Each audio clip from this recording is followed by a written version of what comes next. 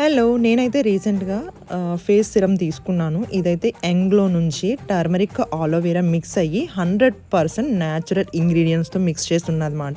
Serum విషయానికొచ్చేసరికి ఆయిలీగా ఉంటదని చాలామంది ఇబ్బంది పడుతూ ఉంటారు. అలా ఆయిలీగా అస్సలు లేదు. చాలా మంచిగా కొంచెం వాటర్ కంటెంట్ లాగే ఉందిమాట. అసలు ఇది వేసుకున్నప్పుడు కూడా ఎంత బావుందో ఫ్రాగ్రెన్స్ అయితే.